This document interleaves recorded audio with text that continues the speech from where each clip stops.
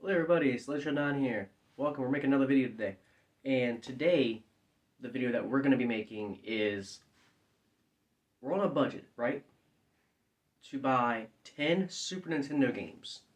Now, we're on a $150 budget, which I have all the games written down right here, prices, and the money that's left over. So, I have a good amount of prices on here. The most expensive game on here was $27, which the cheapest game that was on this list was $8.75. So let's go through the first one. Of course, we gotta have a Nintendo exclusive. We gotta have Super Mario World. Super Mario World was $16.37. It's a great platformer, great multiplayer game. You can play two players with it, well, simultaneously, not together. But you can play two players with it. Great platformer, and it came bundled with the Super Nintendo. Number 2, Star Fox. Star Fox is a fantastic rail shooter. Another first-party game. That one was $13.51. So we're doing great so far. Number 3, we gotta have a fighting game in here somewhere. And the only one that came up to be the cheapest, and hence when I looked up Mortal Kombat 1 and 2, they were a little bit more expensive than this, and that was Street Fighter 2. Street Fighter 2 was $12.77. This is the cheapest fighting game on the system. And now we have number 4. Now we gotta have a sports game in here. So the sports game in here, we gotta have. I didn't want to choose a Madden game. I really wanted to choose an arcade type game, and the only one I could think of was NBA Jam.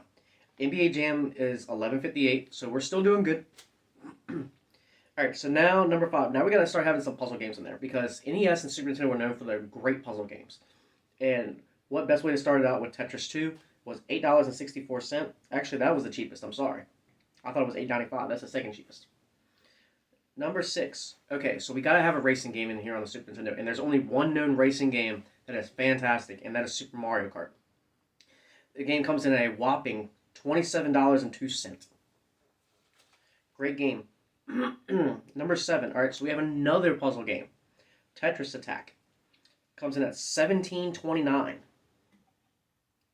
Alright, so number 8. Now we gotta have a RPG in here. And there's not too many cheap RPGs on the Super Nintendo. Most of the RPGs on the Super Nintendo are fairly expensive. You will literally find that very expensive on those systems.